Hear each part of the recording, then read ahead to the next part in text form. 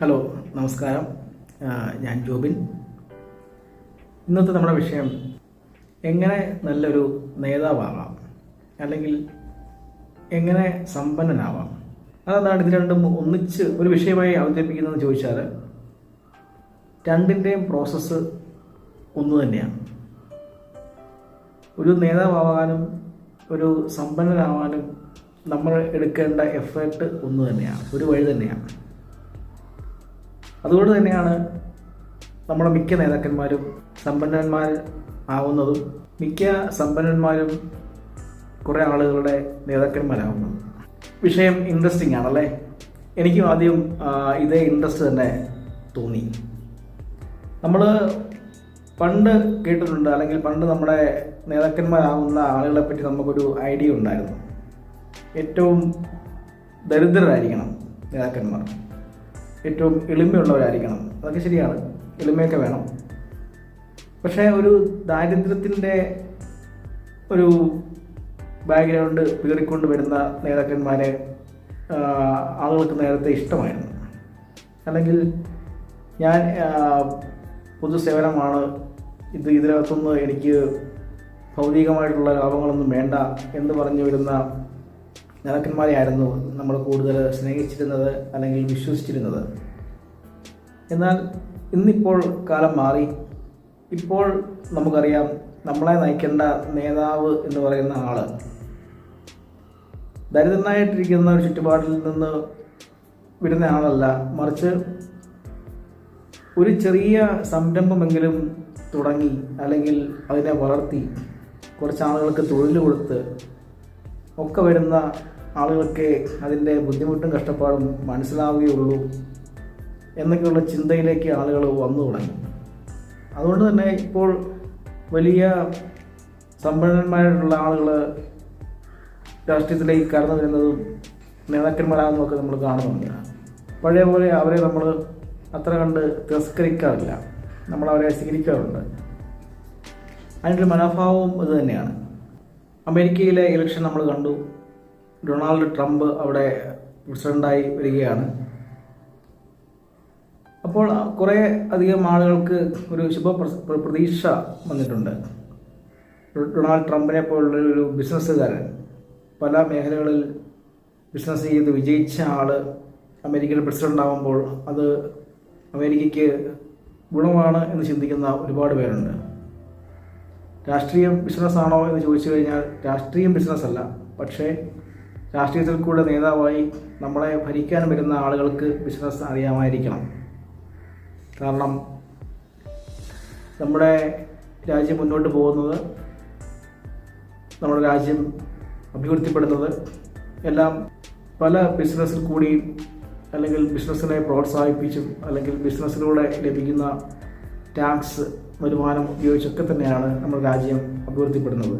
അപ്പോൾ ഇത് എങ്ങനെ വേണം, എന്ത് വേണം, ആരെ പ്രോത്സാഹിപ്പിക്കണം, ഏത് സെക്ടറിന് കൂടുതൽ പരിഗണന കൊടുക്കണം എന്നൊക്കെ തീരുമാനിക്കാനുള്ള കോമൺ സെൻസ് എങ്കിലും നമുക്ക് നേതാക്കന്മാരായി അല്ലെങ്കിൽ നമുക്ക് ഭരണാധികാരികളായി വരുന്ന ആളുകൾക്ക് ഉണ്ടാവേണ്ടതുണ്ടെങ്കിൽ അവർക്ക് ബിസിനസ് എന്താണെന്നും എന്താണ് അതിൻ്റെ ബുദ്ധിമുട്ടെന്നും എന്താണ് അതിൻ്റെ പോരായ്മയെന്നും അറിയാമായിരിക്കണം. ഒരു നല്ല നേതാവ് എങ്ങനെ ഉണ്ടാവുന്നത് എന്ന് നമുക്കൊന്ന് ചിന്തിക്കാം. ഒരു നല്ല നേതാവ് എങ്ങനെയാണ് ഉണ്ടായി വരുന്നത്? ഒരു നല്ല നേതാവിന് ഉണ്ടാവേണ്ട ഏറ്റവും നല്ല ക്വാളിറ്റി, മറ്റുള്ളവരുടെ സ്വപ്നങ്ങൾ യാഥാർത്ഥ്യമാക്കാൻ കഴിവുള്ളവരായിരിക്കണം നല്ല നേതാവ്. കൂടെ നിൽക്കുന്ന ആളുകളുടെ ആവശ്യങ്ങൾ, സ്വപ്നങ്ങൾ എന്നിവ യാഥാർത്ഥ്യമാക്കാൻ കഴിവുള്ളവരാരോ അവനായിരിക്കും അവരുടെ നേതാവ്. ലക്ഷ്യബോധമുള്ളവനായിരിക്കണം നേതാവ്. നേതാവിന് തന്നെ ഒരു ലക്ഷ്യമുണ്ടായിരിക്കണം. എവിടേക്കാണ് പോകേണ്ടത്, എങ്ങനെയാണ് സഞ്ചരിക്കേണ്ടത്, ആരേക്കാണ് കൂടെ കൂട്ടേണ്ടത്, എങ്ങനെയാണ് കൂടുള്ളവരെ കൊണ്ടു നടക്കേണ്ടത് എന്നുള്ളതെല്ലാം ഒരു ലക്ഷ്യബോധത്തോടെ പ്രവർത്തിക്കുന്നതായിരിക്കണം നേതാവ്. നേതാവ് എന്ന വ്യക്തിക്ക് വേണ്ടിയിട്ട് പ്രവർത്തിക്കാൻ കുറച്ച് പേര് കാണും, എന്നാൽ അധികം ആളുണ്ടാവില്ല. അതെ, ഒരു വ്യക്തിക്ക് വേണ്ടി പ്രവർത്തിക്കാൻ അധികം ആളുകളുണ്ടാവില്ല. പക്ഷേ ഒരു ആശയത്തിന് വേണ്ടി പ്രവർത്തിക്കാൻ അനവധി ആളുകളുണ്ടാവും. അപ്പോൾ നിങ്ങളൊരു നേതാവാൻ ആഗ്രഹിക്കുന്ന ആളാണെങ്കിൽ നിങ്ങൾക്ക് വേണ്ടത് ഒരു ആശയമാണ്, അതായത് ആശയത്തിൽ ഊന്നിയ ലക്ഷ്യമാണ്. ആ ആശയത്തിനെ സപ്പോർട്ട് ചെയ്യാനായിരിക്കും കൂടുതൽ ആളുകൾ വരിക, അല്ലാതെ ഒരു വ്യക്തിയെ സപ്പോർട്ട് ചെയ്യാൻ കുറച്ച് പേരെ ഉണ്ടാവും. മുന്നിൽ നിന്ന് നയിക്കാൻ കഴിവുള്ളവരായിരിക്കണം നേതാവ്, പിന്നിൽ നിന്നല്ല. ഒരു കാര്യമുണ്ടാകുമ്പോൾ മുന്നിൽ നിന്ന് അതിൻ്റെ എല്ലാ പ്രശ്നങ്ങളും ഏറ്റെടുക്കാനും എല്ലാ പ്രതിസന്ധികളെയും അതിജീവിക്കാനും മുന്നിൽ നിൽക്കുന്നയാളാവണം നേതാവ്, പിന്നിൽ നിൽക്കാനല്ല. പിന്നിൽ നിന്ന് നിർദ്ദേശങ്ങൾ കൊടുക്കുന്ന ആളല്ല നേതാവ്. നേതാവിൻ്റെ കൂട്ടത്തിലുള്ളത് കീഴ് ജീവനക്കാരുമല്ല. നേതാവിന് കീഴ് ജീവനക്കാരില്ല. നേതാവിനുള്ളത് കൂട്ടുകാരാണ്, സഖാക്കൾ. കൂട്ടുകാരായിരിക്കണം നേതാവിൻ്റെ ചുറ്റുമുള്ളത്. അല്ലാതെ നേതാവ് നിന്ന് നിർദ്ദേശം കൊടുക്കുകയും അത് ചെയ്യുകയും ചെയ്യുന്ന ഒരു സിസ്റ്റമാണെങ്കിൽ ആ നേതാവ് അധികകാലം ഉണ്ടാവില്ല. പ്രശംസ ആഗ്രഹിക്കുന്ന ആളല്ല നേതാവ്, മറിച്ച് പ്രശംസ കൊടുക്കാൻ അറിയാവുന്ന ആളാണ് നേതാവ്. കൂടെ നിൽക്കുന്ന ആളുകളെ പ്രശംസിക്കാൻ സാധിക്കണം. നമുക്കിപ്പോൾ ഒരു നേട്ടമുണ്ടായി, അല്ലെങ്കിൽ ഏത് നേട്ടവും കോട്ടവും ഉണ്ടാവുന്നത് മുന്നിൽ നിൽക്കുന്ന ആളുകൾക്കായിരിക്കും, നേതാവിനായിരിക്കും. നേട്ടമുണ്ടായാൽ അതിൻ്റെ പ്രശംസ മറ്റുള്ളവർക്ക് പങ്കുവച്ച് കൊടുക്കാൻ മനസ്സുള്ളവരായിരിക്കണം നേതാവ്. അല്ലെങ്കിൽ അങ്ങനെ പങ്കുവച്ച് കൊടുക്കുന്നവരാണ് നേതാവാകുന്നത്. കൂടെ നിൽക്കുന്ന ആളുകൾക്ക് എപ്പോഴും അവർക്കൊരു പരിഗണന ഉണ്ടാവണം. ഈ ഐഡിയ ഉണ്ടാക്കുന്ന ഫാക്ടറി അല്ല നേതാവ്. മിക്കപ്പോഴും നമ്മുടെ ആളുകൾക്കൊക്കെ തെറ്റിപ്പോകുന്നൊരു കാര്യം അതാണ്. ഒരു പ്രശ്നമുണ്ടായി അല്ലെങ്കിൽ ഒരു കാര്യം ചെയ്യാൻ പോകുമ്പോൾ അതിൻ്റെ ഐഡിയ വരുന്ന തല ഏതാണോ അത് നേതാവെന്ന് വിചാരിക്കുന്ന ഒരു സിസ്റ്റമുണ്ട്. പക്ഷേ ഐഡിയ ഉണ്ടാക്കലല്ല നേതാവിൻ്റെ ജോലി. ആശയങ്ങൾ പറയാം, കൂടെയുള്ള ആളുകളിലേക്ക് എത്തിക്കുകയും ആ ആശയത്തെ വിപുലപ്പെടുത്താനുമുള്ള അല്ലെങ്കിൽ ഉത്തരവാദിത്വം കൂടെയുള്ളവരെ ഏൽപ്പിക്കുകയും കൂടെയുള്ളവരും കൂടി ആശയത്തെ പരിവർത്തനം ചെയ്ത് നന്നാക്കി അത് പ്രാവർത്തികമാക്കിയാൽ ആ ആശയത്തിൻ്റെ കൂടെ നിൽക്കാൻ അനേകം പേര് കാണും. കൂടെയുള്ള ആളുകൾക്ക് പ്രശംസ കൊടുക്കുന്നത് നേതാവിൻ്റെ ഔദാര്യമല്ല. ഔദാര്യം എന്ന കണക്കെ നേതാവ് കൂടെയുള്ള ആളുകൾക്ക് പ്രശംസ കൊടുത്താൽ അത് വർക്കാവുകയില്ല. അത് അവർക്കുള്ളതാണ്. സ്വയം ഒരിക്കലും നേതാവാകാൻ പറ്റില്ല. പക്ഷേ ഒരു സംഘടനയ്ക്ക് നിങ്ങളെ നേതാവാക്കാൻ പറ്റും. അതായത് സംഘടനയെ വളർത്തുന്നവനാരോ അവൻ നേതാവാകും. ഒരു ആശയത്തെ വളർത്തുന്നവനാരോ അവൻ നേതാവാകും. അപ്പോൾ സംഘടനയ്ക്കായി പ്രവർത്തിക്കുക എന്നുള്ളതാണ്, ഒരിക്കലും സ്വന്തമായി പ്രവർത്തിക്കുക എന്നുള്ളതല്ല. നമ്മുടെ സംഘടനയെ വളർത്താൻ വേണ്ടിയിട്ട് നമ്മൾ എത്രത്തോളം ശ്രമിക്കുന്നോ അത്രത്തോളം വലുതാവുന്നത് നമ്മൾ തന്നെയായിരിക്കും. നേതാവായയാൾ ഒരു കാര്യം ചെയ്യാൻ വേണ്ടിയിട്ട് ഇറങ്ങി പുറപ്പെടുകയാണ്. അപ്പോൾ അതിൻ്റെ കൂടെ എപ്പോഴും ആളുകൾ ഉണ്ടാവണം. അങ്ങനെ ആളുകൾ കൂടുതൽ കൂടെ ഉണ്ടാവണം എന്നുണ്ടെങ്കിൽ എന്താണ് ചെയ്യേണ്ടത്?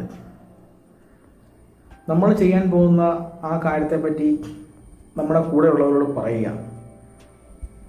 അതിൻ്റെ രഹസ്യ സ്വഭാവങ്ങളൊക്കെ ഇപ്പോൾ പറയണമെന്നില്ല, പക്ഷേ ചെയ്യാൻ പോകുന്ന കാര്യം പറയുക. അതിനെ എങ്ങനെ നന്നാക്കാമെന്ന് അവരോട് തന്നെ ചോദിക്കുക. അതിനർത്ഥം ആ പ്രവൃത്തിയിൽ ഭാഗഭാക്കാവാനുള്ള അവസരം അവർക്ക് കൂടെ കൊടുക്കുക. ഉത്തരവാദിത്വം അവരെയും കൂടെ ഏൽപ്പിക്കുക. അങ്ങനെ ഉള്ളപ്പോൾ ആ കാര്യം ചെയ്യാൻ വേണ്ടിയിട്ട് നിങ്ങളുടെ കൂടെ അവർ ചങ്ക് പറിച്ച് നിൽക്കും. സമ്പന്നൻ എങ്ങനെ നേതാവുമായിട്ട് ബന്ധപ്പെട്ട് നിൽക്കുന്നു? സമ്പന്നൻ എന്താണ് ചെയ്യുന്നത്? നമുക്ക് സമ്പത്ത് തരുന്നത് ആരാണെന്ന് ചിന്തിച്ചിട്ടുണ്ടോ? നമുക്ക് സമ്പത്ത് തരുന്നത് നമ്മുടെ ചുറ്റിലുമുള്ള ആളുകളാണ്. നമുക്ക് സമ്പത്ത് തരുന്നത് നമ്മുടെ ചുറ്റിലുമുള്ള ആളുകളുടെ പണമാണ് നമ്മുടെ കയ്യിലേക്ക് വരേണ്ടത്. അപ്പോൾ നമ്മൾ എന്ത് ചെയ്യണം? നമ്മൾ കൂടുതൽ ആളുകളിലേക്ക് ഇറങ്ങിച്ചെല്ലണം. നമ്മുടെ കയ്യിലുള്ള കഴിവെന്താണോ, എന്ത് ഉപയോഗിച്ചാണോ നമ്മൾ സമ്പത്തുണ്ടാക്കാൻ ഉദ്ദേശിക്കുന്നത്, അത് ആവശ്യമുള്ള ആളുകളിലേക്ക്, അതായത് കൂടുതൽ ആളുകളിലേക്ക് നമ്മൾ ഇറങ്ങിച്ചെല്ലുക. അപ്പോൾ നമ്മൾ കൂടുതൽ സമ്പന്നനാവും. അതുതന്നെയാണ് നമ്മുടെ നേതാവ് ചെയ്യുന്നത്, അല്ലേ? കൂടുതൽ ആളുകൾ സ്വീകരിക്കുന്ന ആൾ അവിടെ നേതാവാകും. ഇവിടെ കൂടുതൽ ആളുകളിലേക്ക് നമ്മളെ സേവനം എത്തിക്കുന്നയാൾ സമ്പന്നനാവും. അതുകൊണ്ട് കൂടുതൽ മനുഷ്യരിലേക്ക്, കൂടുതൽ ആളുകളിലേക്ക് നമ്മുടെ സേവനമോ കഴിവോ ഉപയോഗിച്ച് നമ്മൾ അവരുടെ മുന്നിലേക്ക് ചെല്ലുക. അപ്പോൾ കൂടുതൽ സമ്പന്നനോ കൂടുതൽ വലിയ നേതാവോ ആവും. നേതാവ് എന്ന് പറയുന്ന ആൾ എപ്പോഴും ഉത്സാഹിയായിരിക്കണം, ഉത്സാഹത്തോടെ കാര്യങ്ങൾ ചെയ്യുന്ന ആളായിരിക്കണം. അതുമാത്രമല്ല, ആ ഉത്സാഹം മറ്റുള്ളവരിലേക്ക് പകരാനും പറ്റണം. അങ്ങനെ ഉത്സാഹിയായിരിക്കുകയും ആ ഉത്സാഹം മറ്റുള്ളവരിലേക്ക് പകരുകയും ചെയ്യുന്ന ആൾ നേതാവാകും. അതുതന്നെയാണ് സമ്പന്നൻ ചെയ്യുക. അദ്ദേഹം വളരെ ഉത്സാഹപൂർവ്വം അദ്ദേഹത്തിൻ്റെ ജോലി ചെയ്യുക, കൂടെയുള്ള ആളുകളിലേക്ക് ആ ഉത്സാഹം പകർന്നു കൊടുക്കുക. കൂടുതൽ ജോലി ചെയ്യാനുള്ള ഉത്സാഹം മറ്റുള്ളവരിലേക്ക് പകർന്നു കൊടുക്കുന്നയാൾ സമ്പന്നനാവും. ഇത് തന്നെയാണ് ഞാൻ പറഞ്ഞത്. ഇത് രണ്ടിൻ്റെയും പാത, രണ്ടിൻ്റെയും എഫേർട്ട് ഒന്ന് തന്നെയാണ്. രണ്ടിനും ചെയ്യേണ്ട ജോലി, രണ്ടും ചിന്തിക്കേണ്ട കാര്യങ്ങൾ ഒന്ന് തന്നെയാണ്. അതുകൊണ്ടാണ് ആദ്യം പറഞ്ഞ പോലെ നമ്മുടെ നേതാക്കന്മാർ സമ്പന്നന്മാരാവും, വലിയ സമ്പന്നന്മാർ വലിയ നേതാക്കന്മാരുമാവും. ഈ കാര്യങ്ങൾ നിങ്ങൾക്ക് പ്രയോജനപ്പെടുന്നു എന്ന് തോന്നിയാൽ നിങ്ങൾ എൻ്റെ ചാനൽ സബ്സ്ക്രൈബ് ചെയ്യാൻ ശ്രമിക്കുക, ലൈക്ക് ചെയ്യാൻ ശ്രമിക്കുക. ഓക്കെ.